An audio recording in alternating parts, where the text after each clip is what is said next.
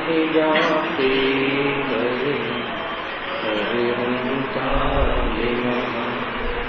करी मंगल करियो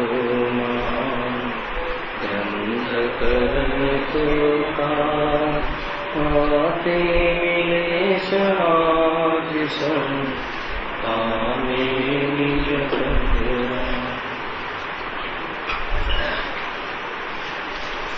श्री मोक्ष मार्ग प्रकाशक ग्रंथ से मंगलाचरण अंतर्गत प्रथम अधिकार में पंची परमेष्टि अर्थात परम पद में विराजमान एवं परमात्मा अर्थात पंच परमेष्टि ने नमस्कार कर्या।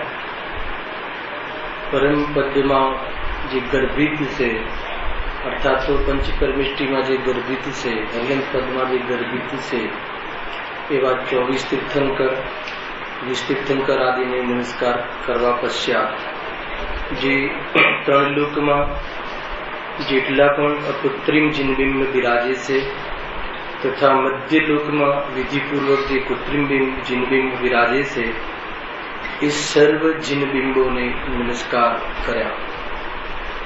एम कहूं से कि साक्षात तीर्थंकर आदि ने तो नमस्कार करवानी भावना आव्या पछी पण जेटला भी जिनबिंब विराजमान से एमने नमस्कार करवानो भाव अहींया व्यक्त कर्यो।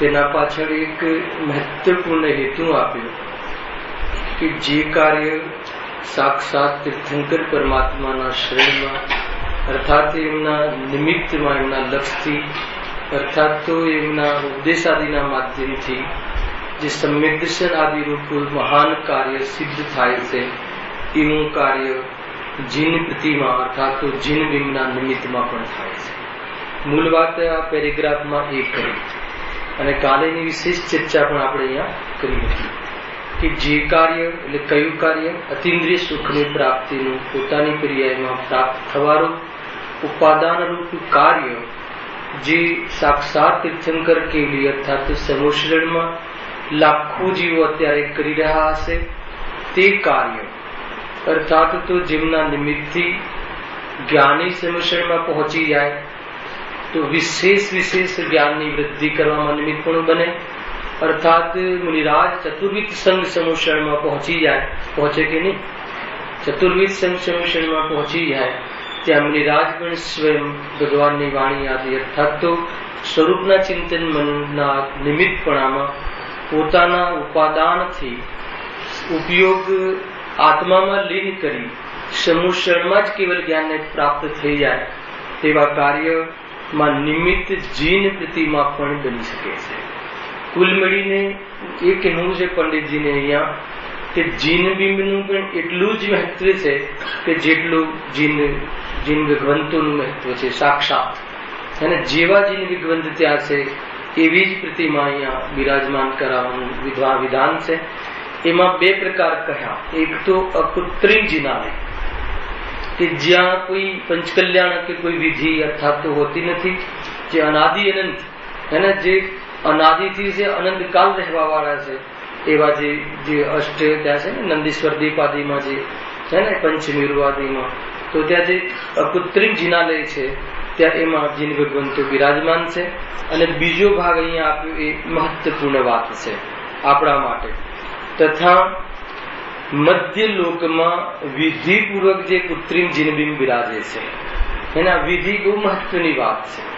कई विधि छे तो जे पंचकल्याणकनी विधि है ने आपणे बधाए जोई पण छे कि एक पंचकल्याणक पहला जे पत्थर मात्र होय छे तेमां एक प्रकारथी प्राण प्रतिष्ठा है ने न्यास विधि पूरा 3 डायमेंशन ની प्रतिमा होय छे पूरा अंक द्वारा एनी विधि जे होय छे मंत्र विधि आदि द्वारा मूल तेमां वितरागतानी स्थापना करवामां आवे छे अने एटले बहारथी पण जेवा भगवान छे एवी प्रतिकृति अने विशेष रीते एमना एक एक अंगने पण ज्या समूषणमां नासाग्र दृष्टिथी विराजमान छे अर्यंत दशा पछी जे एमनुं जे प्रमाणेनुं जे एक बहारनुं जे दृश्य होय छे अंतरंग वितरागता पूर्ण प्रकारे એવી પ્રકારની અહીંયા પ્રતિમાનું આપણે સ્થાપના કરવામાં આવે છે.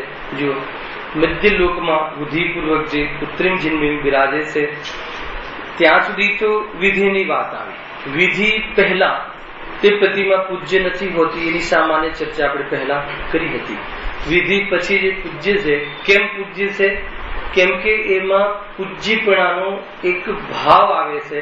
અર્થાત તો એ વિધિ દરમિયાન, સ્થાપના નિક્ષેપ દરમિયાન સંસારમાં પણ ધાર્મિક કાર્ય હોય કે લૌકિક કાર્ય હોય, કોઈ પણ વસ્તુ એક પ્રકારની પૂરી વિધિ પ્રમાણે એની સંપૂર્ણતા પ્રાપ્ત થાય છે. એ પહેલા વિધિ ત્યાં ન કરવામાં આવે, એમાં કોઈ સ્થાપના કરવામાં ન આવે, ત્યાં સુધી ભાવ આવતો નથી. માની લો કે કોઈ ઘર આપણે ખરીદવા પણ જઈએ લૌકિકમાં પણ જ્યાં સુધી એમાં આપણે કોઈ એનું એગ્રીમેન્ટ ન કરીએ અર્થાત ટોકન ન આપીએ ત્યાં સુધી ઘર મારું છે એવી ભાવના વ્યક્ત થતી નથી. એ રીતે અહીંયા પણ ધાર્મિક કાર્ય માટે પણ એક યોગ્ય વિધિ પૂર્વક જ એની જે સંપન્ન થાય છે ક્રિયા, એ સામાન્ય વાત છે. અર્થાત તો જેવી રીતે સમુષણમાં ભગવાન બિરાજમાન છે એ રીતે એ જ પ્રકારની અહીંયા પ્રતિમાની સ્થાપના વિધિ પ્રમાણે કરવામાં આવે છે. જે ગર્ભ, જન્મ, દીક્ષા, કલ્યાણક આદિની જે વિશેષ વિધિ છે એ વિધિ પ્રમાણે અહીંયા ભગવાનને બિરાજમાન કરવામાં આવે છે. મૂળ વાત આપણને જે સ્પર્શ થાય એ વાત એ છે કે જેમના દર્શન આદિકથી સ્વપર ભેદ વિજ્ઞાન થાય છે, નિમિત્ત કથન છે. હે ને, જે પણ થાય છે પોતાના ઉપાદાનથી થાય છે અને પોતાના સ્વભાવની મહિમા આવ્યા વગર ભગવાનનો વિનય સંભવ નથી. કોઈ પણ લૌકિકમાં પણ આ ધારા છે, જ્યાં સુધી કોઈ લાભ થતો ન દેખાય તો બહારમાં યથાયોગ્ય વિનય પણ સંભવ થતો નથી. લૌકિકમાં આપણા ઘરે મિત્ર આવે કે સગા સંબંધી આવે તો ત્યાં એ પ્રમાણેની કોઈ લાભ આપણને થતો દેખાય નહીં, તો બહારમાં પણ વિનયમાં કોઈ દમ હોતો નથી. તો એ જ પ્રમાણે અહીંયા જે ધાર્મિક વિધિ છે, ધાર્મિક ક્રિયા છે, એમાં પણ વિતરાગતા અર્થાત તો એકમાત્ર અતિન્દ્રિય સુખ જ સુખ છે એવો લાભ આપણા વિકલ્પાત્મક જ્ઞાનમાં, બુદ્ધિ જ્ઞાનમાં અને ભીગેલા પરિણામોમાં એ જ્યાં સુધી પરિણામ એ પ્રમાણેના થતા નથી ત્યાં સુધી બહારમાં વિનયની ભાવના યથાર્થ હોતી નથી. એ જ પ્રમાણે અહીંયા કહ્યું કે જેમના દર્શનાદિકથી, દર્શનાદિકમાં દર્શન, પૂજન, ભક્તિ, સ્વાધ્યાય, પ્રવચન, સ્તવન, સ્વરૂપ ચિંતન બધું લઈ લેવું. દર્શન આદિક લખ્યું છે ને, એટલે બધું લઈ લેવું. બધું એ દરેક જે ધાર્મિક બાહ્ય જે અવલંબન ક્રિયાઓ છે એ ક્રિયાઓમાં મૂળ ઉદ્દેશ શું છે એ અહીંયા બતાવે છે કે જેમના દર્શન આદિકથી સ્વપર ભેદ વિજ્ઞાન થાય છે. આ મૂળ વાત છે. સ્વપર ભેદ વિજ્ઞાન ભગવાનના દર્શનથી કેવી રીતે થાય? હે ને, તો જે એક આત્મા સર્વ બહારના નિમિત્તો અર્થાત પરપદાર્થોથી રહિત થઈ અને સ્વયં પોતાના સ્વભાવમાં લીન થઈ પૂર્ણ સુખને પ્રાપ્ત કરે છે, ત્યાં સામાન્ય રીતે એક તો નિર્ણય થાય છે કે બહારના પદાર્થોમાં સુખ નથી. એટલે સૌથી પહેલા ભગવાનના દર્શનથી કયું ભેદ જ્ઞાનનો ખ્યાલ આવે કે પર પદાર્થ સુખનું કારણ, સુખ દુઃખનું કારણ નથી. કેમ કે ભગવાનના સંયોગમાં એક પદાર્થ માત્ર હોતો નથી અને દેહ માત્ર હોવા છતાં પણ દેહ બુદ્ધિ અને દેહનું લક્ષ્ય નથી. બે વસ્તુ નથી ને એમને, દેહનું લક્ષ્ય નથી, દેહ બુદ્ધિ નથી. અને દેહને જો દેહનું લક્ષ્ય હોત તો શું ખ્યાલ આવત? એક એક વસ્તુ ન્યાયથી છે, અહીંયા યુક્તિથી છે. જો સમજ્યા વગર આ વાત માની લેવામાં આવે તો પણ સાચા દેવશાસ્ત્ર ગુરુની વાત ખબર હોવા છતાં અંધશ્રદ્ધા કહેવાય છે. ગજબની વાત છે આ. એથી માની લો કે સમજ્યા વગર, બુદ્ધિમાં બેઠા વગર, યુક્તિમાં સ્વીકાર્યા વગર, પક્ષ આવ્યા વગર ગુરુઓએ કહ્યું છે, હે ને, જ્ઞાનીઓએ કહ્યું છે, એટલું માત્ર પ્રયોજનભૂત વાતોમાં, અપ્રયોજનભૂત વાત તો માની લેવી, પણ જે પ્રયોજનભૂત વાત છે એમાં માત્ર ભગવાનમાં આવેલ કહ્યું છે એ કોઈ વસ્તુને ગ્રહણ કરવાની પાત્રતા નથી. ખ્યાલ આવે કે નહીં? તો એ અંધશ્રદ્ધામાં જતું રહે છે. અહીંયા તો આપણને સ્પષ્ટ યુક્તિ દ્વારા ખ્યાલમાં આવે કે જે જીવ સંપૂર્ણ પદાર્થોથી રહિત, અર્થાત તો શું વાત હતી કે દેહના લક્ષ્ય વગર, જો દેહનું લક્ષ્ય હોત તો દેહની સેવા કરતા હોય છે, હે ને? મુનિ અવસ્થામાં પણ દેહથી સુખ નથી, દેહમાં સુખ નથી, એમ દેહ બુદ્ધિ તૂટી ગઈ છે. એટલે દેહના સંઘાર આદિ અને દેહ સંબંધી કોઈ પ્રવૃત્તિ, પાપરૂપ પ્રવૃત્તિ એમનામાં જોવા મળતી નથી. તો ભગવાન જે અરિહંત પરમાત્મા છે, જે તે પદમાં બિરાજમાન છે, એમને તો દેહનું સંપૂર્ણ લક્ષ્ય છૂટી જાય, શુદ્ધોપયોગનું ફળ કેવલ જ્ઞાન આવી ગયું છે. તો જ્ઞાનમાં પણ દેહનું અવલંબન નથી, એને 5 ઇન્દ્રિયોનું અવલંબન નથી. 5 ઇન્દ્રિયના અવલંબન વગર નાસાગ્ર દ્રષ્ટિ, હે નાસાગ્ર દ્રષ્ટિ છે કે નહીં? સામે કોઈ ઇન્દ્રાણી આવે ને રત્નોથી મતલબ સાથી આપું રે, એનું પણ ત્યાં જોયા વગર જ્ઞાન થાય. એ જ વખતે નરકમાં કોઈ નારકી, હે ને, આત્માની આરાધના કરતો હોય, અર્થાત વિરાધના કરતો હોય, બધું જ્ઞાન એક સમયમાં થાય. ત્યાં ગયા વગર, એનું લક્ષ્ય કર્યા વગર, અને છતાં પણ ઉપયોગ ક્યાંય ડોલાયમાન કર્યા વગર આત્માનું જ્ઞાન અને આત્માનો આનંદ પણ રહે અને સંપૂર્ણ પદાર્થ પણ ઝલકે, એવી જાતિની જેમની પરિણતિ થઈ ગઈ છે. તો એ પ્રમાણે એમને દેહનું લક્ષ્ય નથી, દેહ બુદ્ધિ પણ નથી, દેહનું લક્ષ્ય પણ નથી. એ બહારના, એ પ્રમાણેના બહારની જે વિતરાગ દશા છે, સંયોગમાં જે શરીર રહ્યું છે, એની જે અંગની જે સ્થિરતા છે, એના આધાર ઉપરથી અંદરમાં અનુમાન જ્ઞાન દ્વારા વિતરાગતા અને આપણા પ્રત્યક્ષમાં વેદન જ્ઞાન દ્વારા એ નિર્ણય થઈ જાય છે કે બહારના પદાર્થોમાં સુખ બુદ્ધિ નથી. તો આ એટલો મોટો અર્થ નીકળે છે સ્વપરનું ભેદ વિજ્ઞાન, હે ને? ભેદ વિજ્ઞાન એટલે શું? બે ભેદ રૂપે છે, બે પદાર્થ પૃથક છે, અને બે પદાર્થ પૃથક છે એ જૈન ધર્મનો સૌથી મોટો એજન્ડા છે કે જ્યાં પૃથકતા ખ્યાલ આવે ત્યાં મોહ ના ટકે, અને મોહ હોય ત્યાં પૃથકતા ભાષિત ના થાય, ચાહે પૃથક હોય. આ મૂળ સિદ્ધાંત છે. જ્યાં બે પૃથક વસ્તુ છે એમ ખ્યાલ આવે, પૃથક એટલે ભિન્ન છે, જુદી છે, એને હું એક નથી, એને હું એ મારા નથી, હું એનો નથી, એમ જયારે પૃથકતા સ્વચતુષ્ટયથી ભિન્ન છે એમ પૂરી યુક્તિ દ્વારા ખ્યાલ આવે તો શ્રદ્ધાન જ્ઞાનમાં પૃથકતા ખ્યાલ આવી જવાના કારણે વૈરાગ્ય શક્તિનું જે ચિહ્ન છે એ દૃષ્ટિમાં અને જ્ઞાનમાં એ સંબંધીની સુખ બુદ્ધિ તૂટી જાય છે. કઈ ગાથા આવી, હે ને? તમારે હમણાં ચાલુ ને ગુરુદેવનું પ્રવચન આપણે ચાલુ કે નહીં? કઈ સમાધિ તંત્ર ચાલે, ગજબની વાત છે ભાઈ, હે ને?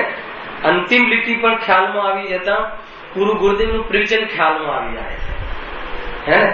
ગુરુદેવના પ્રવચન દરમિયાન તો એક શબ્દથી પૂરું પરમાગમ ખ્યાલ આવી જાય એમ છે, હે ને?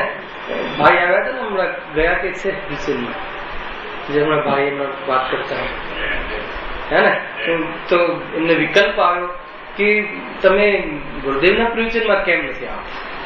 એટલે દરેકનું સમાધાન કરી દેવા માટે અહીંયા કહી દઉં એમ કે લાડમાં અમારે પેલા ગુરુદેવનું પ્રવચન ચાલે છે.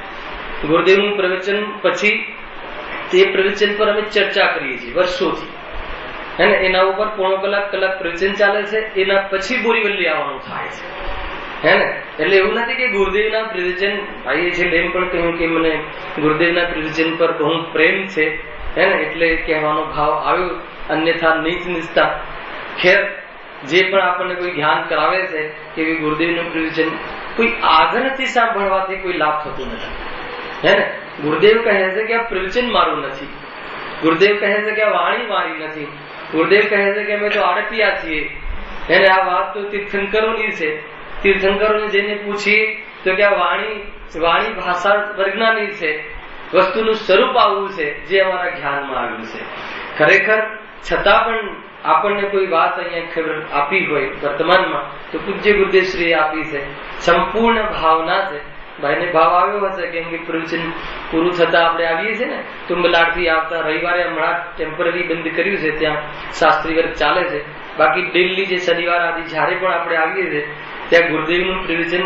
અને એક સામાન્ય જાણકારી કહી દઉં જે પ્રવચનમાં કહેવા જેવું નથી, હું કોઈ શાસ્ત્રી નથી, મેં કોઈ શાસ્ત્રી કર્યું નથી કે બાકાયદા મેં કોઈ મતલબ કે આનો અભ્યાસ કર્યો નથી. છેલ્લા 15 વર્ષથી માત્ર ગુરુદેવના પ્રવચનથી આ વિદ્યા ખ્યાલમાં આવી છે. હે ને સૌથી વધારે ગુરુદેવના કોઈ પ્રવચન સાંભળ્યા હોય તો હું દાવો કરી શકું છું કે બહુ નિકટથી મેં સાંભળ્યા છે, હે ને. જે આપણે રોજાન જો શનિ રવિની જે ચર્ચાઓમાં વિશેષ વાત આવે છે એનાથી તમને ખ્યાલ પણ આવતો હશે. કોઈ વાત નથી, કોઈ પ્રમાણ આપવાની વાત નથી, વિતરાગીઓની વાણી છે. છતાં કોઈ વર્તમાનના કોઈ જીવને જિજ્ઞાસા થાય તો સૌથી વધારે કોઈ શાસ્ત્ર અભ્યાસ મારા જીવનમાં રહ્યો હશે તો ગુરુદેવના પ્રવચનના માધ્યમથી રહ્યો છે. એટલે જે શૈલી છે, જે પ્રમેય છે, જે દૃષ્ટિકોણ છે, જે મતલબ કે શાસ્ત્રોનો જે સાર છે એ જે ગુરુદેવના માધ્યમથી આવે છે એ પ્રમાણે તમને એનો સ્પર્શ અર્થાત તો કે જ્ઞાનમાં તમને ખ્યાલ આવતો હશે. વાસ્તવમાં તો સાચી વાત એમને બતાવી એટલો ઉપકાર તો એમનો હંમેશા રહેશે. એને કઈ રીતે નિષેધ કરી શકાય? પણ કોઈ એવા આગ્રહ કે કોઈ એવી જાતિની જીદ કે કોઈ એવી જાતિની હઠ એ વાસ્તવમાં આત્માના સ્વરૂપમાં જવામાં બાધક છે, હે ને. ગુરુદેવ કહે છે કે ભાઈ 40 વર્ષ સોનગઢ રહ્યો તેથી શું, ગુરુદેવ તને મળી ગયા તેથી શું, પરંતુ ગુરુદેવે જે કહ્યું છે એ પ્રમાણે માન્યું કે નહીં એ બહુ મહત્વની વાત છે. એ બહુ જ મહત્વની વાત છે. આપણે કદાચ આપણા જીવનમાં એ જ ચૂકી ગયા છીએ જેથી આપણું કાર્ય થયું નથી, હે ને. કોઈ પણ પોતાની પહેચાન શું આપે છે કે અમે 40 વર્ષથી સોનગઢમાં છીએ. તો 40 વર્ષથી સોનગઢમાં છીએ અર્થાત સોનગઢ આગે જઈએ છે તો એ તમારી શોભા છે કે શક્તિની હિંમતા છે?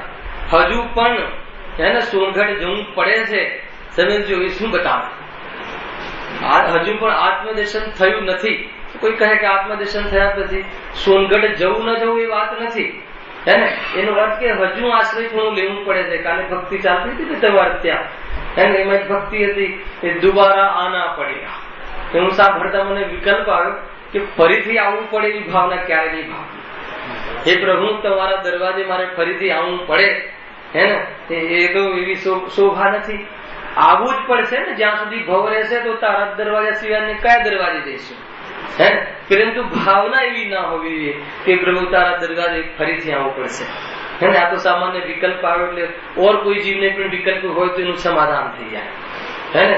સંપૂર્ણ વાસ્તવમાં એકમાત્ર સમર્પણ 7 તત્વ અર્થાત તો શુદ્ધાત્મામાં સમર્પણ છે.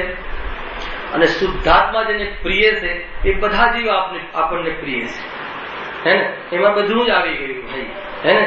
પાત્રતા જે પણ જીવ છે એ જે અહીંયા વાત કરે છે એ વાતમાં વિતરાગતાની પુષ્ટિ થાય છે કે નહીં એ એનું જૂનું બહુ પ્રમાણ છે. વિતરાગતા જે પુણ્યથી ધર્મ બનાવે છે એ ચાહે લિંગમાં હોય તો પણ પુણ્યથી ધર્મ માને, મનાવે અને કહે તો એ યથાર્થ નથી. ખ્યાલ આવ્યો કે નહીં? એટલે મૂળ વાત આ છે. કોઈ પણ વસ્તુનું પ્રમાણ શોધવું હોય તો એની વાણીમાં અર્થાત એની કથનીમાં કોઈ પણ વિતરાગતાનું પુષ્ટિ થતી જોવામાં ન આવે તો એ કથન પ્રમાણ નથી. ચાહે પછી ભક્તિની વાત કરે કે ચાહે અજીવ તત્વની ચર્ચા કરે, પણ અજીવ તત્વની ચર્ચામાં અજીવની જાણકારી આપતા એમ કહે કે આ જીવ નથી તો અજીવ તત્વની ચર્ચા પ્રમાણ છે. બસ એટલું જ પ્રયોજન છે, હે ને. અજીવ તત્વની ચર્ચા કરીએ કે ભાઈ આ પૂતગલ છે, સ્પર્શ રસ ગંધ વર્ણ છે, તો હર સમય સ્પર્શ રસ ગંધ વર્ણ છે એમ જયારે માનો કે સ્પર્શ બતાવે અર્થાત રસ ગુણ બતાવે તો અર્થાત તો જો પણ કોઈ વર્ણ ગુણ બતાવે તો કે જ્યાં સફેદ કાળો આદિ જે કલર છે પૂતગલની પર્યાય છે એનાથી જીવ પોતાને હું સફેદ હું કાળો માનું છું એ જીવનું મિથ્યાત્વ છે. છતાં જીવ સફેદ અને કાળો થતો નથી એટલે જીવ અજીવથી ભિન્ન છે. બસ હર સમય જે પણ વાંચવાની દ્રષ્ટિકોણ છે, જે સમજવાનો દ્રષ્ટિકોણ છે કે સમજાવવાનો જે દ્રષ્ટિકોણ છે એ આ રીતનો હોવો જોઈએ. અને દ્રષ્ટિ હું સમજાઈ શકું છું એવા પરિણામ પર ન હોવી જોઈએ. સમજાવવાનો જે ભાવ આવ્યો છે આશ્રય છે અને જે સમજાવવાનો ભાવ આશ્રયને જાણી રહ્યો છે એ જ્ઞાન તત્વ છે. એમ વેદ જ્ઞાનમાં વિશેષ પ્રકારે એનું ભાન વર્તે તો એ સમ્યક શુદ્ધ જ્ઞાન એ વાસ્તવમાં સિદ્ધોના આનંદથી કાંઈ પણ ઓછું જાતિનું નથી.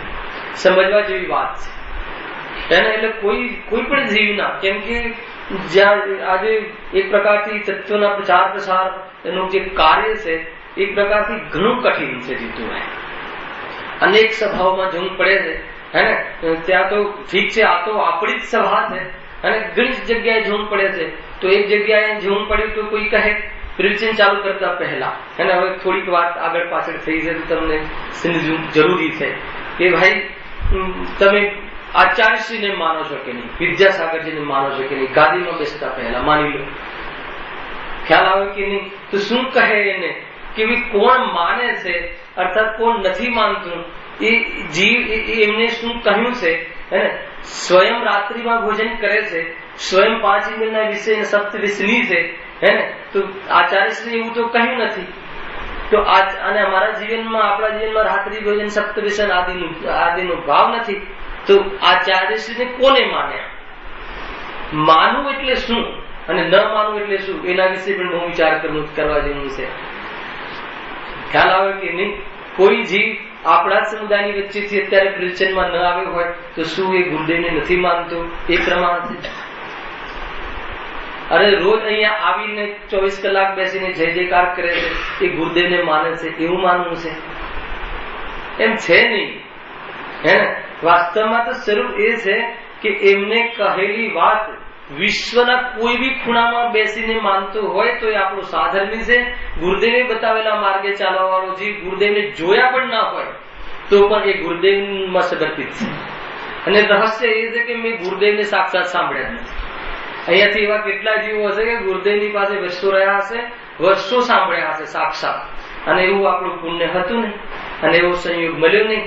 અને જેટલી બચપનમાં એવું જાતિનો સંયોગ થયો હશે, રમતમાં નીકળી ગયો હશે, કોઈ જગ્યાએ એકાદ વાર મતલબ બચપનમાં લઈ ગયા હશે ઘરેથી ફતેપુર આદિની પ્રતિષ્ઠા તો ગુરુદેવ સુધી પહોંચવાનું એ તો ખબર જ નથી કે આ કોઈ જૈન ધર્મમાં આપણે જન્મ્યા છીએ. એટલે એવા આજે એવા કેટલાય જીવો છે કે જેને ગુરુદેવને જોયા નથી, પણ ગુરુદેવે જે માલ આપ્યો છે એ માલ તમને બતાવે તો એમ લાગે કે આ ગુરુદેવની સમીપ રહ્યો હશે. હવે ક્યાંથી કઈ રીતે નક્કી કરવું? એને સંયોગમાં અરિહંતાદિના જો અવલંબનમાં પણ એવું છે. ઘણી વાર આપણે આ વિધિ બતાવીએ છીએ કે અવલંબન દેવશાસ્ત્ર ગુરુનું અવલંબન એટલે જે મંદિરમાં જ બેઠું હોય એને અવલંબન કહેતા નથી. એમને કહેલા માર્ગને અપનાવે, એની આજ્ઞામાં રહે, હર સમય એમને કહેલા માર્ગ વિતરાગ માર્ગ પસંદ આવે, હર સમય કસાયોથી વિરક્ત થવાની ભાવના રહે. કસાયમાં વર્તમાનના કાળમાં શ્રદ્ધા અને જ્ઞાનમાં તો કસાયમાં સુખ નથી એવો નિર્ણય, પણ પરિણામમાં તો કસાય હોવાના કાળમાં પણ મારે છૂટવું છે એવું હંમેશા પરિણામ રહે. એ દેવશાસ્ત્ર ગુરુના અવલંબનમાં ગુરુદેવના હૃદયમાં ગજબની વાત.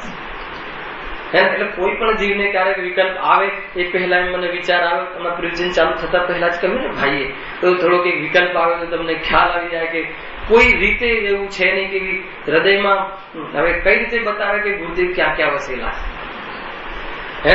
એ તો વાણીથી ખ્યાલ આવે, નમ્રતાથી ખ્યાલ આવે, જીવનથી ખ્યાલ આવે, માત્ર મંદિરમાં આવવાથી ખ્યાલ ન આવે. ગુરુદેવ એના ચરણાનુયોગમાં વસેલા છે, ગુરુદેવ એના દ્રવ્યાનુયોગમાં વસેલા છે, ગુરુદેવ એના એક પૂર્જામાં વસેલા છે. ગુરુદેવ વસેલા છે એટલે શું? ગુરુદેવે કહ્યું કે સર્વ નમસ્કારનો અર્થ એક જ છે. અરિહંત ભગવાને એક જ જે કહ્યું છે એને એ જો અહીંયા લીટી પણ લખી દઈએ છેલ્લે,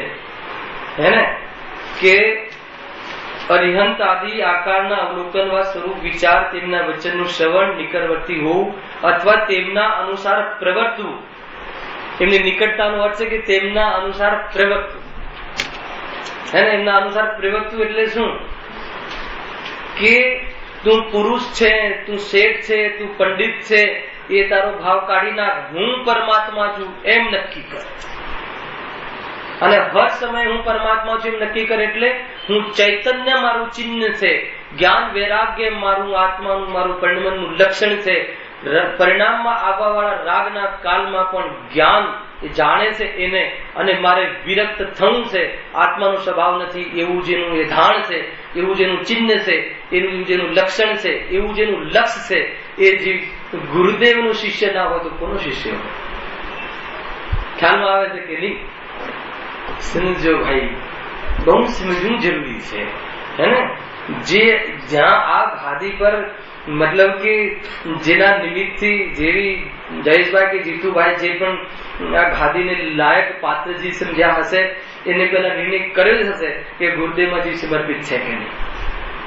સમજો ભાઈ, યથાર્થ અન્યથા નહીં લગાવતા, પણ ઘણા વર્ષો આપણે અર્થાત તો અનંતકાળમાં જેટલો કાલ, અનંતકાળ મળવું નથી, જવું છે ને સિદ્ધાલયમાં, પણ જેટલો કાલ મળવાનો યુગ હશે તો આના કારણે આપણે મળતા રહેશું. હે ને આપણા વચ્ચે સંબંધ પણ કયો જીતું હોય? એકમાત્ર સાધર્મી. તમને આત્મા ગમે છે, મને આત્મા ગમે છે, વાત ખલાસ. અને આત્માની ઉપલબ્ધિ કરવી છે, તમારે મારે આત્માની ઉપલબ્ધિ પર્યાયમાં પરમાત્મા પણ લાવવું છે. બંનેનું લક્ષ્ય એક છે, વાત ખલાસ. એ પછી તમે જે પણ ખૂણે હો, જે ગતિમાં હો, જ્યાં હો ત્યાં આપણે બધા સાથે છીએ. ખ્યાલમાં આવે કે નહીં? દરેક વસ્તુનું આ અહેમ રીતે સમજવું જરૂરી છે. હે ને મૂળ દિગંબર આમના એમાં જન્મ થયો હોવા છતાં દિગંબરનું જે દિગંબરત્વ જેને સમજાવ્યું એના ઉપકારને આ ગાદીએ બેસીને કહું જે કઈ રીતે ભૂલાય, છતાં જેટલો યોગ્ય વિનય છે જીવનમાં ચુકાતો નથી, અને એમને કહેલા પંચ પરમિષ્ટિ અષ્ટદ્રવ્યથી વિનય કરવા યોગ્ય છે ભૂલાતું નથી. બે વાતો બરાબર યથાર્થ જ્ઞાનમાં રહે છે. અને મૂળ ઉદ્દેશ એક શુદ્ધાત્મા પરિણતિમાં ઉપલબ્ધ કરવા યોગ્ય છે, એ સિવાય જે પ્રવચન કરવું એ આપણું ધ્યેય નથી. એ બરાબર ખ્યાલમાં રહે છે. હે ને ખ્યાલમાં આવી જાય ને ઘણા શરીર ચાલવાનું છે, જેટલું ચાલવાનું એવું હશે, છતાં એક સ્પષ્ટીકરણ તમારી દૃષ્ટિમાં જેને આપણે સાંભળીએ છીએ એના પ્રત્યેની દૃષ્ટિ આપણી બહુ ચોખ્ખી હોવી જોઈએ. તો શું છે કે તમને એને સાંભળવાનો રસ આવશે. આત્મ સમર્પિત જીવ હોવો જોઈએ. એ જ ગુરુદેવને સમર્પિત જીવ છે. આત્મ સમર્પિત જીવ નથી. એ ગુરુદેવના ઘરમાં ઉમરાળમાં જન્મ્યો હોવા છતાં ગુરુદેવ કહે છે કે આડા શરીરમાં જઈશ. સગા ભાઈને ખ્યાલ આવ્યો કે સગા ભાઈ ને એમના ભાઈ કે મોટા ભાઈ હે જે પણ ભાઈ હોય એને પ્રવચનમાં સાંભળ્યું છે. હા કે ભાઈ ગામમાં સાધુ આવે છે અને વાત ચાલે છે, તને નવરાશ નથી, હેને મતલબ કે ઈંડા માંસ તો તારો ખોરાક નથી, 5 પાપમાં તો તું મતલબ એવા અધમમાં તો તું દેખાતો નથી, હેને પરંતુ તને આત્માની વાત સાંભળવાનો સમય નથી, તો ધન કમાવામાં એટલી આડોડાઈ કરે છે કે આળા શરીરમાં એમના જ ઘરમાં જન્મવા વાળા, એક માતાના પેટે જન્મવા વાળા બે જીવ, એક સમર્પિત એક અસમર્પિત. તમે તો વાડામાં જન્મ્યા છો, અમે તો વાડામાં પણ નથી જન્મ્યા, પણ એમના ઘરમાં જન્મેલો જીવ સમર્પિત નહીં. ક્યાંથી જોશો? તો કઈ રીતે જોશો?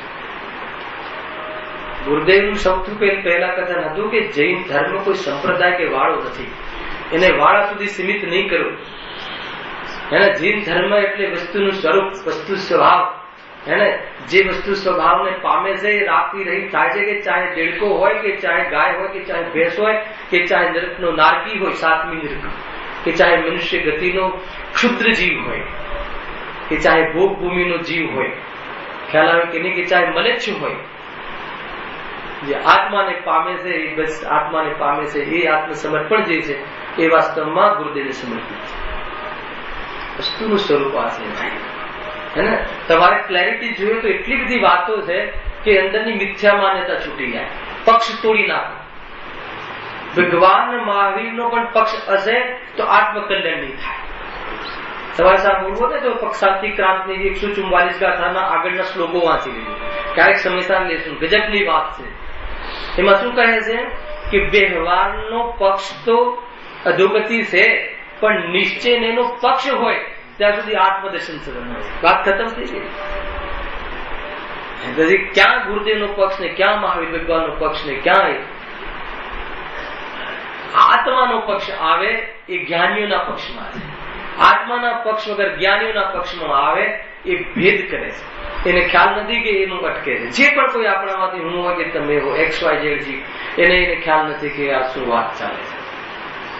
સમજો ભાઈ, એને કઈ રીતે બતાવવું ને કે ભાઈ હનુમાન તો એની છાતી ખોલીને રામને બતાવી શકે છે, એને કઈ રીતે બતાવું કે ગુરુદેવ ક્યાં વસેલા,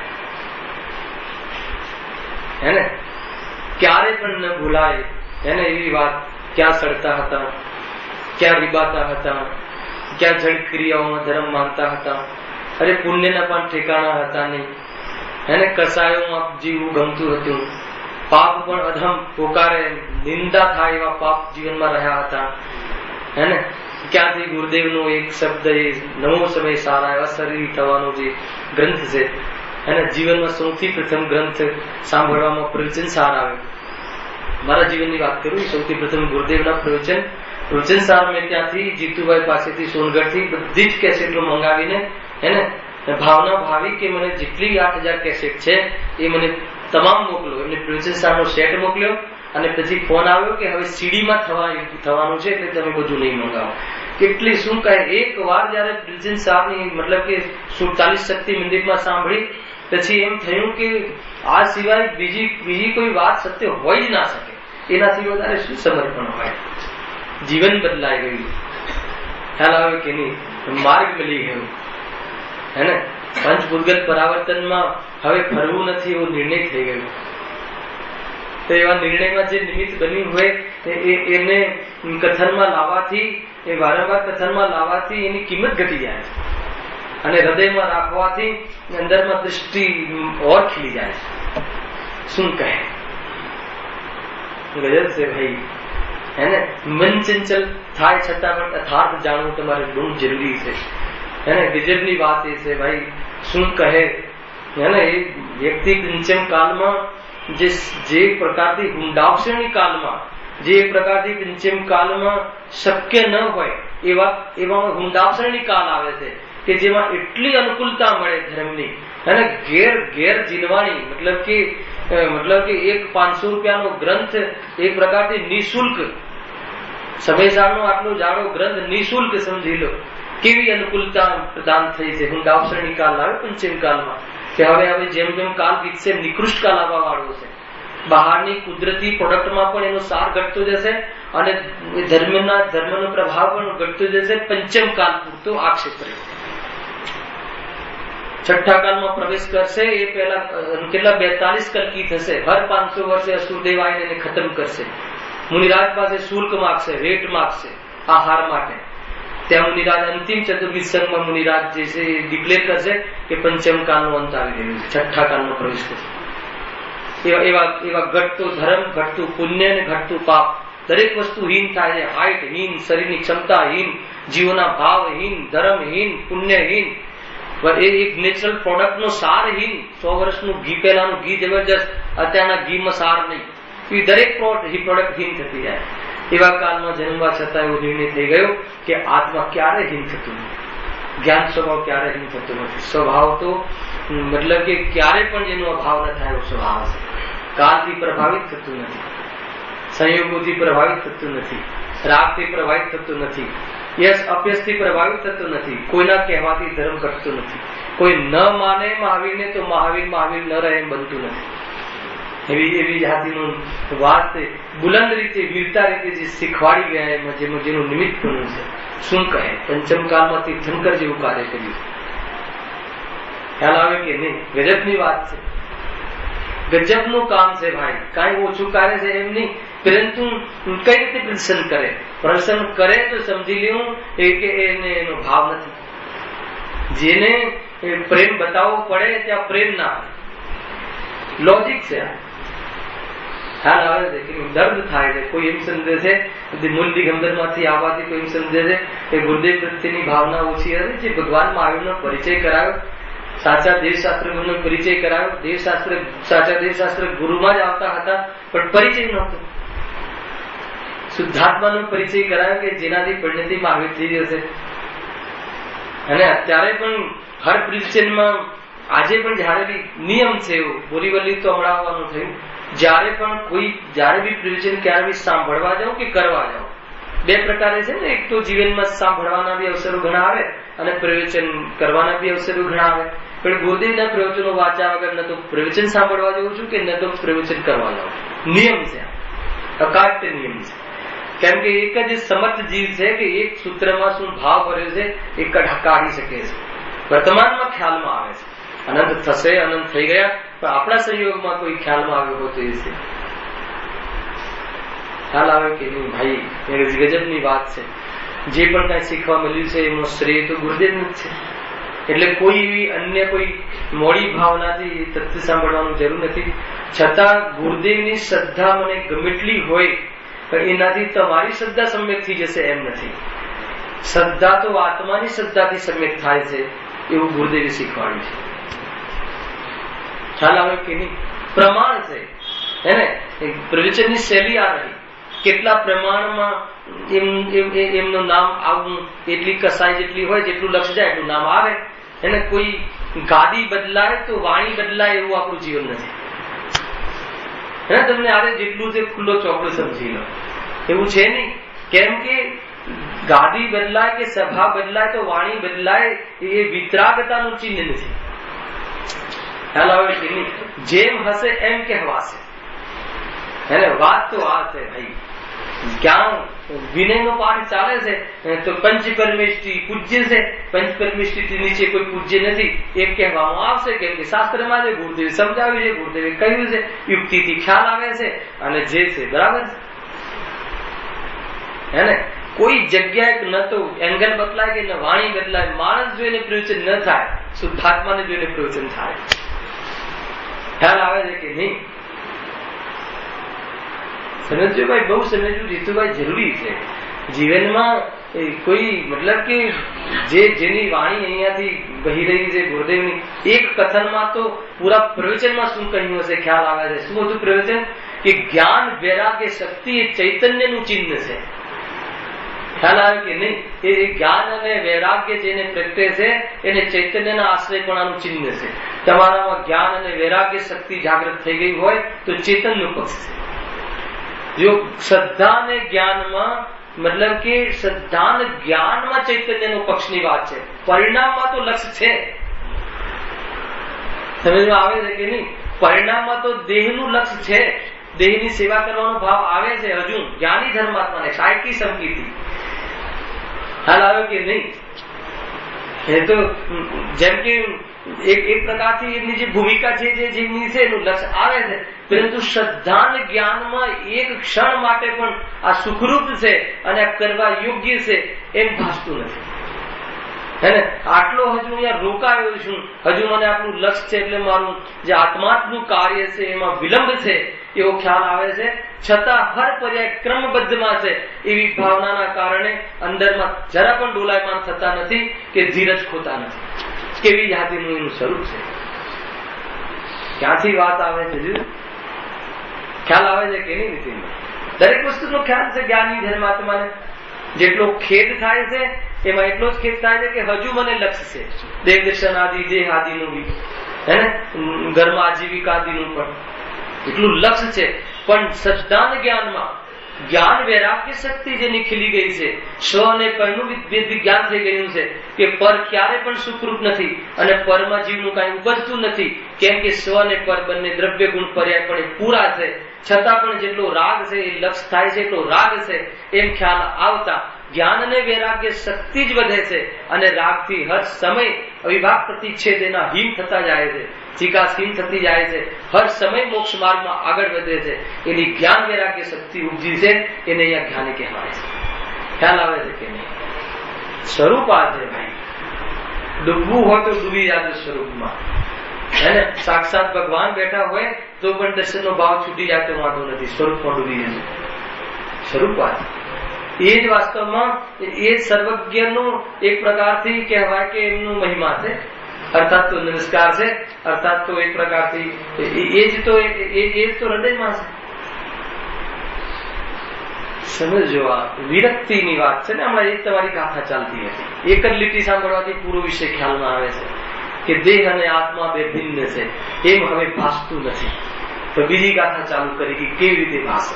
સપનામાં પણ દેહ સાથે ખ્યાલ આવે તો એમ જોડાણ ન થાય. જ્ઞાન સપનામાં પણ જોડાણ ન થાય એ તો અહેમ વાત છે, પરંતુ જાગતી દિશામાં પણ લક્ષ્ય બને, દેહનું પોષણ કરે, દેહ માટે નાવા ધોવાના પ્રસંગ ખડા કરે, દેહને વસ્ત્રાદિ પહેરાવે, એ ભાવ કરે, એ સમયમાં પણ જ્ઞાન જોડાતું નથી. જબરજસ્ત વાત તો આ કેમ નથી જોડાતું? કેમ કે દેહ અને આત્મા પ્રત્યક્ષ છે. ચૈતન્યની નિશાની અને જળની નિશાની બે ભિન્ન છે, લક્ષણ ભેદ છે. એવું શ્રદ્ધા અને જ્ઞાનમાં જે શક્તિમાં એને પ્રગટ થઈ ગયું છે. તો જ્યારે જ્યારે ચારિત્ર સંબંધી દોષ એમાં આચરણ કરે છે, એમાં એ સંબંધી એનું લક્ષ્ય કરે છે, ત્યારે જ્ઞાન વૈરાગ્ય શક્તિ વિશેષ ખીલે છે. અર્થાત જ્ઞાન વૈરાગ્ય શક્તિ જ પુષ્ટ થાય છે. અર્થાત તો એમ જ નક્કી કરે છે કે આ આવેલો આ રાગ એ કમજોરી છે અને એ કોઈને લીધે આવ્યો નથી, પણ અમારી કમજોરી છે. અને આ કમજોરીનું જે જ્ઞાન કરે છે એ જ્ઞાન છે. એ રીતે કમજોરીને પણ જ્ઞેય બનાવતા જ્ઞાની મોક્ષ માર્ગમાં આગળ. ખ્યાલ આવે છે કે નહીં? જેટલું અંદરમાં મતલબ કે 64 પોરી એને ઘસો ને તો અંદરથી સાર નીકળે. તો જેટલું બી જયારે જયારે દર્દ વિશેષ થાય છે ને તો દર્દ થી રહિત થવાના ઉપાયો અંદરનો વિશેષ ખ્યાલ આવે હે ને. એ ભાઈ પછી જતા કહ્યું ને કે અન્ય ખોટું નહીં લગાડતા, મને વિકલ્પ આવ્યો, મને વિશેષ પ્રેમ છે. તો એ વખતે મંગલાચરણમાં મને ભાવ આવ્યો કે આ તો એમનો વિકલ્પ છે અને વિકલ્પ સંબંધી મને જ્ઞાન છે. મંગલાચરણના કાળમાં જ્ઞાન જુદું કામ કરે છે, વાણી જુદું કામ કરે છે, રાગ જુદું કામ કરે છે, પૃથક ખ્યાલ આવે. જીવ તો હર સમય વિરક્ત રહેવો જોઈએ એને. જે તે ભાઈને રાગ આવ્યો એમનો રાગ છે અને મને રાગ, એમને રાગ આવ્યો એનું મને જ્ઞાન થયું. એ રાગ જે મને વિકલ્પ આવ્યો એ સંબંધી, એમાં એ સંબંધી જે જ્ઞાન થયું એ હું છું. તરત જ ખ્યાલ આવવો જોઈએ, પક્ષ રહેવો જોઈએ, અંદરમાં વર્તાવવું જોઈએ. તો તરત જ પ્રતિક્રમણ, આલોચના અને પ્રત્યાખ્યાન થઈ જાય. પ્રયોગ છે આ. છતાં જાણકારીની રીતે એક ક્યારે બી આવતા શરીરમાં કે ક્યારે બી જીવનમાં કોઈ સભામાં વિકલ્પ જ કોઈને ના આવે એટલે અત્યારે ખુલ્લી સભામાં થઈ ગયા કે શું કહે ભાઈ, મતલબ કે ક્યાં ફસાયેલા હતા અને ક્યાંથી નીકળી ગયા. અને સાચું દિગંબરત્વ તો ત્યારે જ ખ્યાલ આવે કે આ પ્રવચન સારના ગુરુદેવના પ્રવચનના માધ્યમથી એ વસ્તુ સ્વરૂપના ફંડામેન્ટલ પ્રવચન સાર દર્શન ગ્રંથ છે, દાર્શનિક ગ્રંથ છે, જૈન ધર્મનો દાર્શનિક ગ્રંથ છે. કે જૈન દર્શન શું કહે છે દ્રવ્ય વિશે, ગુણ વિશે, પર્યા વિશે, શુદ્ધાત્મા વિશે અને પૂતગલ વિશે, છદ્રવ્ય વિશે. છદ્રવ્યનો વિશેષ અધિકાર પણ છે અને છદ્રવ્યનો સામાન્ય અધિકાર પણ છે.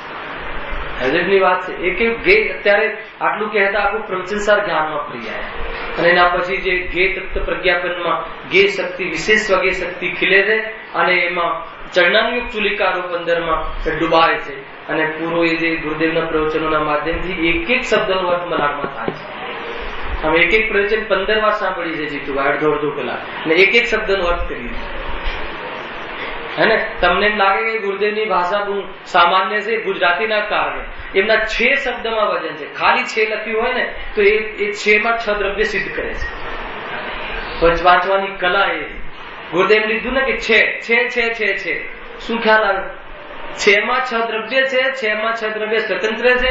સ્વતંત્ર છે એને અનાદિ અનંત છે, એને નિમિત્ત લાગુ નથી પડતું, એને કર્મ લાગુ પડતું નથી, એટલે સંપૂર્ણ પદાર્થ સ્વતંત્ર છે, સંપૂર્ણ જગત સ્વતંત્ર છે એમ ખ્યાલ આવી જવાથી સિદ્ધ બની જવાય, હસ્તક્ષેપ કરવાનો ભાવ મટી જાય. તો એક 6 શબ્દમાં સિદ્ધ બનવાની તાકાત એમાં એટલું વર્ણન છે. અને એ તો પોતાના ઉપાદાનનો વિનય છે એમ ગુરુદેવે લખ્યું પ્રવચન. જયારે માની લો કે આપણે કોઈ ગાથાના વખાણ કરતા હોઈએ કે કોઈ જ્ઞાનીના વખાણ કરતા હોઈએ તો એ જ્ઞાનીનો વિનય છે કે પોતાનો વિનય છે? ગુરુદેવે લખ્યું છે, હું ચોપડી કાઢીને બતાવી શકું, આજે સવારમાં વાંચવામાં આવ્યું કે ગુરુદેવ કહે છે કે અર્યંતોનો જેને વિનય આવે છે ને એ અર્યંતોનો જ વિનય નથી, સૌ પ્રથમ પોતાનો વિનય છે. કે પોતાને એ વાત ગમી છે તો એમનો વિનય આવે છે, નહીં તો મંદિરમાં આવીને જવાવાળા એને શેડ્યુલમાં કમ્પ્લીટ કરીને સિલેબસ પૂરો કરીને જવાવાળા જીવો અનેક આવે, કોઈ એમાં મતલબ નથી, કાંઈ જરા પણ પરિણામ પલટતું નથી. શું કહે ભાઈ, દરેક વસ્તુ સમજવું જરૂરી છે એને. પણ ખબર નહીં કે ગુરુદેવના તત્વ હૃદયમાં વસ્યા પછી ચાહે મોટી સભા હોય, ચાહે નાની સભા હોય, કે ચાહે ચર્ચા હોય, કે જીવનનો કોઈ પ્રસંગ હોય, ક્યારે પણ ડગાતું નથી. ખ્યાલ આવે કે નહીં સ્વરૂપ આમ છે ભાઈ. જયારે સ્વરૂપની ઓરથી કથન કરવામાં આવે ને એ દ્રષ્ટિકોણ વાળું જીવન હોય ત્યારે કોઈ ભય રહેતો નથી. ખ્યાલમાં આવે છે કે નહીં? થોડું કહ્યું, ઘણું સમજી અને કોઈ પણ ભ્રાંતિ હોય તો કાઢીને શુદ્ધ સાત્વિક મનથી શુદ્ધાત્માની વાત ગુરુદેવ અર્થાત તો એ અર્યંતાદી જે પરમાત્મા અહીંયા કહી છે, ગુરુદેવે વ્યાખ્યા કરી છે અને આપણે બધા સાંભળી રહ્યા છે. અહીંયા કોઈ બોલી રહ્યું છે ને કોઈ સાંભળી રહ્યું છે એમ નહીં સમજવું. ખ્યાલ આવે કે નહીં? એ રીતે વિશેષ આની ચર્ચા આપણે મતલબ એનું ચિંતન સમજવું. શું વિષય હતો? કેટલો સમય ગયો? 15 મિનિટ બાકી તો પણ ઘણો ખ્યાલ આવે.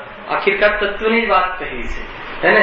ક્યારે બી કોઈ વિષયથી વિષયાંતર થાય નહીં હેને, કે એમાં પણ એ વિષય કહ્યો કે જે જ્ઞાન અને વૈરાગ્ય શક્તિ વધી છે. જો શું કહે છે?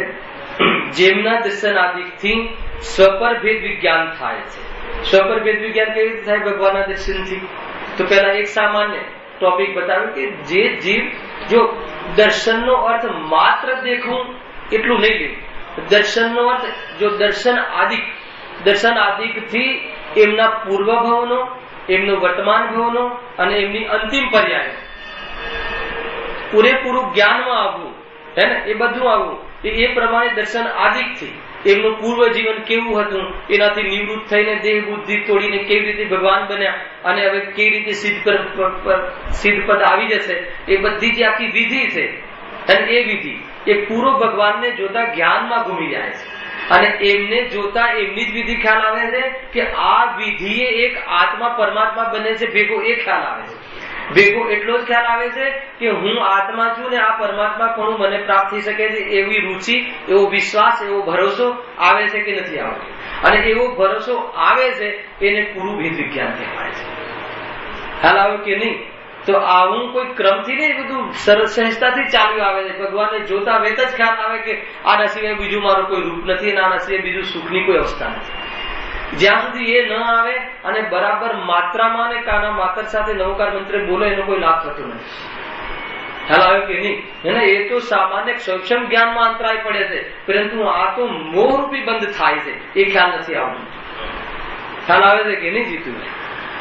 આટલી માત્રામાં કોઈનું વિશેષ જ્ઞાન ના હોય તો શબ્દ ગાંઠી ભાષામાં આગળ પાછળ બદલે શબ્દ, પણ એમાં જ્ઞાનાવરણ્ય ક્રમનું બંધ પડે છે, એમાં જ્ઞાનનું આવરણ આવે છે, ખુલવા વાળા જ્ઞાનમાં. પણ જ્યાં એ ભગવાનને જોઈને આવું મારું સ્વરૂપ છે, અર્થાત સુખ સિવાય બીજું અન્ય કોઈ રૂપ ના હોય, ખ્યાલ ના આવે, તો મોહની કર્મનું બંધ પડે છે, તીવ્ર મોહની કર્મનું બંધ પડે છે. ખ્યાલ આવે છે કે નહીં? અને એમને જોઈને કોઈ લૌકિક કામના નો ભાવ આવે છે તો એને તો કહે છે કે તું જૈન સંપ્રદાયનો જીવ પણ નથી. ગજબની વાત છે. સમજમાં આવે છે શું ભાઈ? યા તો જ્યાંથી જુઓ ત્યાંથી વિતરાગતા વર્ષે છે, ક્યાંયથી પણ વિતરાગતા સિવાય બીજી કોઈ વાત જ નહીં. વિતરાગી થવું છે, હે ને? કોઈ એમ કહે જીતુભાઈ કે ગુરુદેવ અત્યારે સ્વર્ગમાં છે અને તમને ત્યાં લઈ જઈએ જિંદગીભર રહેવામાં, અને કોઈ એમ કહે કે તમને સિદ્ધાલયમાં જવાનો માર્ગ બતાવીએ, તમે ક્યાં પહેલા જશો? હાલમાં આવે છે કે નહીં? ગજબની વાત છે ભાઈ. એ તો જ્ઞાની ધર્માત્મા જીવોનું જે અનેક જીવોના ગુણોનું ઉત્કર્ષણ થાય એવી જે મતલબ એ કઈ વાત્સલ્ય ભાવના સમજો તો એમ સમજે કે મારા પહેલા જ સિદ્ધાલયમાં બિરાજમાન થઈ જાય. અર્થાત તો આ સિદ્ધ જ બને. બહારમાં આવે તો એક જ વિકલ્પ આવે કે આ સિદ્ધ બની જાય, બીજો કોઈ વિકલ્પ ના આવે. ખ્યાલ આવે કે નહીં? જ્ઞાનીઓની દ્રષ્ટિ કઈ ઓર હોય છે, હે ને?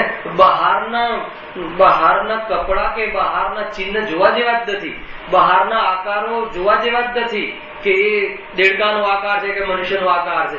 એ દેહ પ્રમાણ રહેલો જે જ્ઞાન પ્રમાણ જે આત્મા છે, એ જ્ઞાન પ્રમાણ જે છે એ લોકાલોક પ્રમાણ જ્ઞાન છે.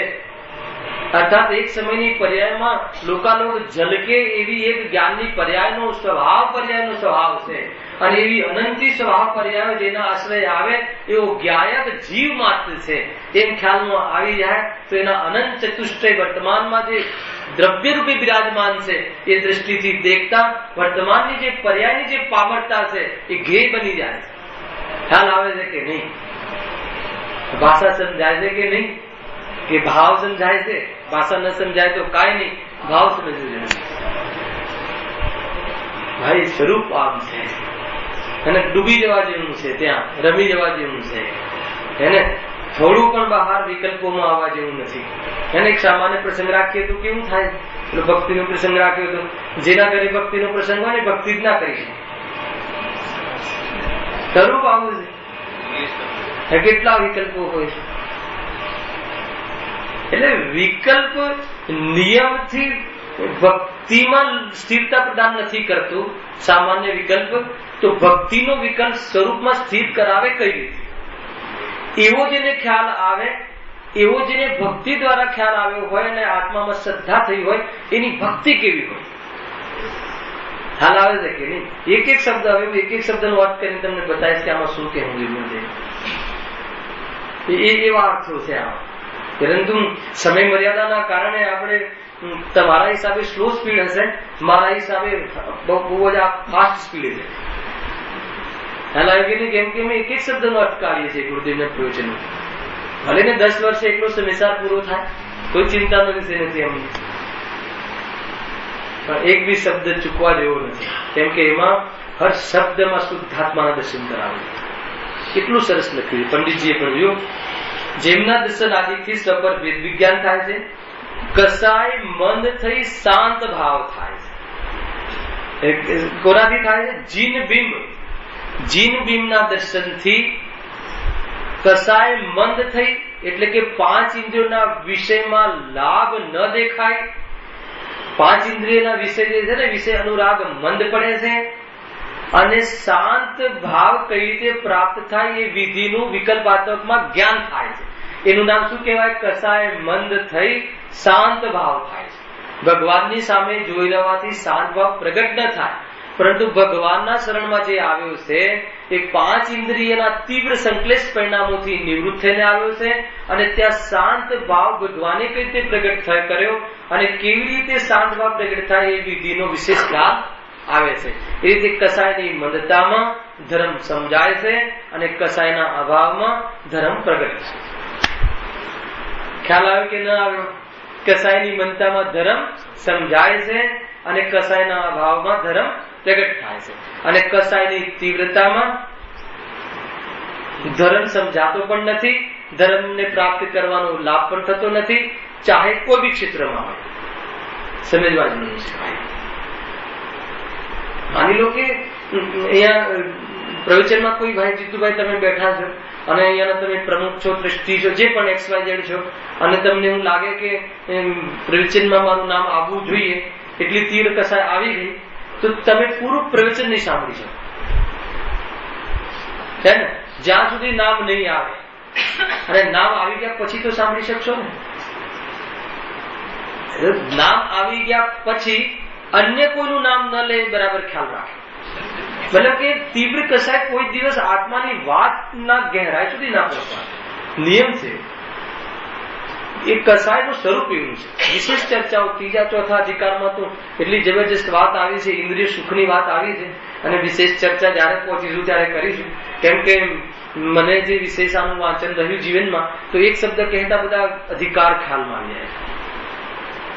ખ્યાલ આવે છે કે એ સ્વરૂપ છે ભાઈ. જો હા પૂછું.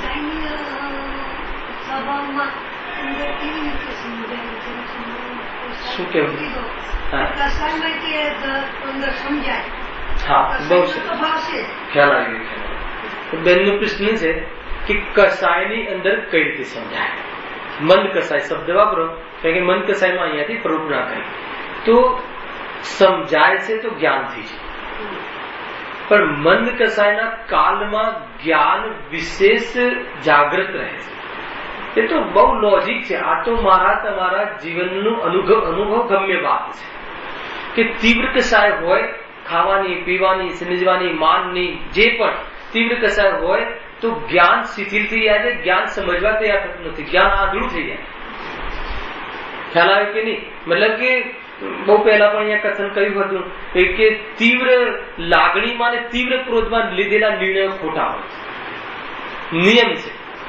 તીવ્ર ક્રોધમાં હોય વખતે નિર્ણય લઈ ના શકે, ખોટો જ નિર્ણય લેવાય. અને તીવ્ર લાગણી હોય એમાં પણ નિર્ણય હંમેશા સાચો ના આવે. લાગણી અને ક્રોધના અભાવ પૂર્વક નિર્ણયનો તો અહીંયા અત્યારે અવસર નથી, પણ લાગણી અને ક્રોધ બંને મંદ પડે તો ઓલાનું સાંભળી શકે કે ભાઈ હા આ સ્વરૂપ છે. હવે તીવ્રતા હોય, મતલબ કે રાગ, શરીર પર તીવ્ર રાગ હોય, નવા નવા લગ્ન કરીને આવ્યો હોય અને તીવ્ર રાગ હોય, બીજા દિવસે ટિકિટ હોય બહાર જવાની, ફરવા જવાની, અને એને કહીએ કે બ્રહ્મચર્ય સુખરૂપ છે, અને એને કેટલું સુખરૂપ લાગશે? તીવ્ર કસાયના કાળમાં નહીં સમજી શકે. કેમ કે અત્યારે એના મગજ પર શું ચડેલું છે જ્ઞાનમાં? એક વ્યક્તિ મારે લગ્ન કર્યા છે ને ફરવા જવાનું છે. હવે એને બ્રહ્મચર્યની વાત કરીએ તો એને નહીં બેસે. એને તીવ્ર કસાય, એ વખતે કસાય મંદ હોય તો સાંભળી શકશે. આ તો એક સામાન્ય બહાર કોઈ વખત નિમિત્તની પ્રધાનતાથી કથન, કોઈ વખત કસાયની પ્રધાનતાથી કથન, પણ કોઈ પ્રધાનતાથી કથન એ સમજાવવું છે કે જ્યારે કસાય મંદ હોય ત્યારે જ્ઞાન ઉપયોગ વિશેષ કસાયોમાં પ્રવૃત્તિ ન કરતો હોવાના કારણે જેનો વિષય બનાવવા તૈયાર થયો છે, અર્થાત તો ક્ષયક્ષમ લબ્ધિની જે પ્રાપ્તિ થઈ છે, જે વિધિમાં જે પંચકલ્યાણકની વિધિ એ પથ્થરમાંથી પરમાત્મા બનવાની વાત છે, અને અહીંયા દેશનલબ્ધિ આદિ વિધિ, એમાં એ વિધિથી રાગના નિષેધ પૂર્વક પર્યાયના પરમાત્મા બનવાની વાત છે. તો એ વખતે એની દેશના જે કહે છે ભગવાન, જે દેશના એક દ્રવ્ય બીજા દ્રવ્યનું કરી શકે નહીં, તું કમાઈ શકે નહીં, તું તારા છોકરાને મોટો કરી શકે નહીં. તીવ્ર કસાય હોય તો તરત કહે તમને શું ખબર, હે ને, હું તો ગ્રસ્તી છું, પણ કોઈ ગુરુદેવ જેવો મતલબ કે કોઈ જે બેઠો હોય તો શું વિચારે, હવે તમારે છોકરા નથી, લગ્ન નથી, એટલે તમે કહી શકો છો, એમ જ વિચારે. એ સ્પષ્ટ વિચારી જ ના શકે. ખ્યાલ આવે કે નહીં? કોઈ મુનિરાજ અહીંયાથી કહેતા હોય એ તો તમે ઘર છોડી દીધું છે ને એટલે બોલી શકો છો, તો કે અમે ઘરમાં સમજી લીધું છે ને એટલે છૂટી ગયા છે, એ સમજતું નથી. ખ્યાલ આવે છે કે નહીં? હે ને, તો કોઈ કમી હતી એ મુનિરાજોને કે ગુરુદેવને કે કમી હતી, હે ને, આખો સમાજ તમારો પાછળ પડી ગયો હતો, જે જોઈએ તે આપીએ છીએ, હે ને, કે નહીં, એમાં સુખ નથી, નિર્ણય છે. વાત તો વિતરાગતાની સાચી છે. એ ક્યાંથી આવ્યું? એ તીવ્ર કસાય હોત કે 10,000 સાંભળે છે, અહીંયા મોટા ગુરુ છો, એટલી તીવ્ર કસાય હોત તો આ વાત ખુલત? ગુરુદેવના જ્ઞાનમાં ન ખુલતી. પણ તીવ્ર કસાયના કાળમાં વાત ખુલતી નથી. એટલે મંદ કસાયના કાળમાં જ્ઞાનની એવી યોગ્યતા હોય છે, પણ મંદ કસાયના કારણે એને જેટલી મંદ કસાય છે એટલો તો બંધ છે, અને મંદ કસાયના કાળમાં જેટલો જ્ઞાનનો ઉગાડ છે સ્વભાવ છે, અને એનો પક્ષ આવી જાય તો ધર્મ છે. હાલમાં આવે છે કે નહીં? આ બધા પલાખા સમજવા જેવા છે. જો મંદ કસાયમાં પહેલા એક પ્રવૃત્તિ લઈએ, સમજો, 5 મિનિટ બાકી છે, આનું પૂરું કરીશું પ્રશ્ન. મંદ કસાયમાં એક પ્રવૃત્તિ લઈએ. અત્યારે તમે જે પ્રવચન સાંભળવાનો ભાવ છે એ પ્રવૃત્તિની ઓરથી જોવામાં આવે, સ્થૂલ કથને, તો કયો ભાવ છે? મંદ કસાય. અહીંયા બેઠેલા ભાવ દરેક જીવને મન કસાય હશે એમ કેવું નથી, પણ બહારની પ્રવૃત્તિની ઓરથી કથન કરવામાં આવે તો દયા, દાન, વ્રત આદિ પ્રવચન સંભળાવવાના ભાવ કસાયની મનતા રૂપ છે, એ સામાન્ય કથન છે. પણ કોઈ પ્રવૃત્તિ તો બહાર આ હોય અને અહીંયા તીવ્ર કસાય હોય એવા જીવ હોઈ શકે, પરંતુ એક સામાન્ય કથન, સમગ્ર કથન એ કરવામાં આવે છે કે જે પ્રવચન સાંભળવાનો ભાવ આવ્યો તો એને જે બાકીના જે ભાવ નથી આવ્યા, અત્યારે સવારે પેલા શુભ પેલા બુલેટિન સમાચાર કે જે એ બધા ભાવ નથી આવ્યા 5 ઇન્દ્રિયોના વિષયના, એ અપેક્ષા કસાયની બનતા છે. તો એમાં વિશેષ લાભ થતો દુનિયાને દેખાય છે, અને એનાથી કોઈ વિશેષ લાભ અહીંયા થતો દેખાયો એટલે અહીંયા હવે સાંભળવા તૈયાર થશે. પણ જો એ તીવ્ર કસાય વાળો જીવ હોય તો એ વખતે પ્રરૂપણા એમ થાય કે ભાઈ શરીર તે આત્મા નથી, શરીરનું તું કરી શકતો નથી, તું દીકરાઓનું કરી શકતો નથી, તો એ ન માને. એટલું ગાઢ મિથ્યાત્વ ને એટલું કઠોર હોય કે જેથી ઠીક છે અમે મંદિર આવી ગયા એટલું બસ છે, હે ને, અમે આવી ગયા ને મા બાપે કીધું છે અને બધા લોકો ધર્મ કરે છે તો એક અમે આ કરી લીધું, અહીંયા આવી લીધું, બસ છે. હવે હું શરીરનું કરી શકતો નથી, કમાઈ શકતો નથી, એ વાત અમને લાગુ પડતી નથી. એ તીવ્ર કસાયમાં એ જલ્દી ન સમજે. પણ મંદ કસાયમાં હોય તો આચાર્ય દેવ અહીંયા યુક્તિ આપે કે ભાઈ જો તું કમાઈ શકતો હોત તો તારે જેટલા કમાવા છે એટલા તો તું કમાઈ શકતો નથી. આખી દુનિયાનું ધન તારી પાસે હોવું જોઈએ. જો તું શરીરને બનાવી શકતો હોય તો તું તારા માથાના આગળના 10 વાળ નથી રાખી શક્યો, તો તું કઈ રીતે શરીરને રાખી શકે? એવી અનેક યુક્તિ દ્વારા બહારના સંયોગોમાં નિમિત્તપણું કર્મજનિત છે, અને આત્મા તો બહારના પદાર્થોમાં નિમિત્ત પણ નથી. યોગ અને ઉપયોગ તો અજ્ઞાનીના નિમિત્ત કહ્યા, જ્ઞાનીને તો યોગ અને ઉપયોગ પણ નિમિત્ત ન કહ્યા. એવી જાતિનો સમિસાર છે. ખ્યાલ આવ્યો કે નહીં? ખ્યાલ આવ્યો જીતુભાઈ? હે, હા, નિમિત્ત કથન કે બહારમાં જે શરીર મળ્યું ને એમાં તો પૂર્વ કર્મ બંધ કર્યો હોય એટલી માત્રામાં જ ઉપલબ્ધિ થશે, એનાથી વધારે નહીં થાય. ગમે એટલી મહેનત કરી લે, એક પૂર્વના કર્મ જનિત છે.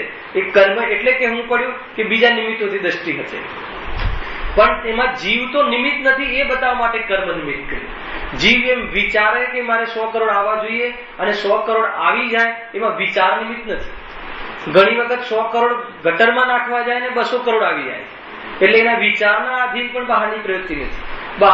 બહારમાં યોગ થવો એ કર્મ આધીન છે. બહારમાં કર્મ એ પ્રમાણેનું એટલા ફળ આપવાનું નિમિત્ત પણ હશે તો એનાથી ઓછું વધારે મળતું નથી, ન આયુ કે ન બહારમાં સંયોગ. આત્માના વિચારથી થતું નથી.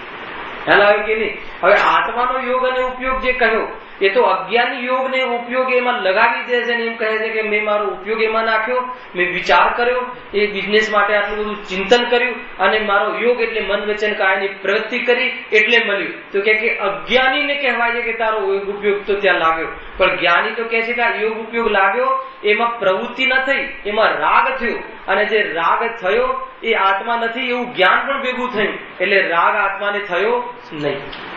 ખ્યાલ આવે કે નહીં? ન ખ્યાલ આવે તો આ સમજો કામ થઈ થાય છે બધું એક જ જ્ઞાની અજ્ઞાનીમાં, પણ જ્ઞાની ક્યાંથી જ્ઞાની છે અને અજ્ઞાની કેમ જ્ઞાની નથી એવું હોવા છતાં સ્વભાવે, એનો આ પ્રકરણ ચાલી રહ્યું છે કે સ્વપરનું ભેદ વિજ્ઞાન દેવશાસ્ત્ર ગુરુના દર્શન આદિથી સ્વપરનું ભેદ વિજ્ઞાન થાય. એટલા મહત્વપૂર્ણ જીતુભાઈના પ્રમેય છે હે ને કે આમાં મને એટલે મારે ઉદાહરણ બી ઓછા આવે છે અને આગળ પાછળ મારું જલ્દી વિકલ્પ થતું નથી. થોડો ઘણો વિકલ્પ આવ્યો એ પણ તત્વના માધ્યમથી આવ્યો છે અને વિશેષ તમારી શ્રદ્ધા સાંભળવા વિશે બધે એટલું જ માત્ર પ્રયોજન છે. ક્યારે પણ આ ઘાટીથી કોઈને અથવા જીવન દરમિયાન કોઈ જીવનું મતલબ કે આત્મા દુખે, પીડા પહોંચે એ ઉદ્દેશ ક્યારે પણ હોતો નથી. ખ્યાલમાં આવ્યો કે નહીં?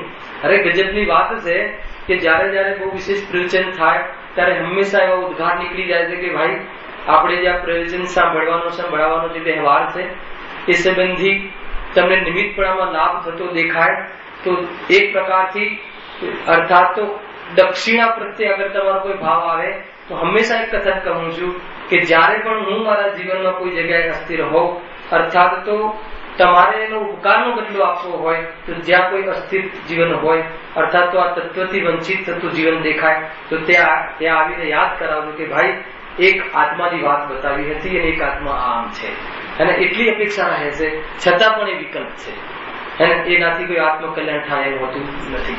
ગજબની વાત આ છે ભાઈ. એટલે કોઈ જીવને કોઈ મતલબ કે એનું મન દુખે એવો તો અહીંયા કોઈ ઉપાય હોતો નથી, પણ વસ્તુ સ્વરૂપ યથાર્થ સમજવું બહુ જરૂરી છે.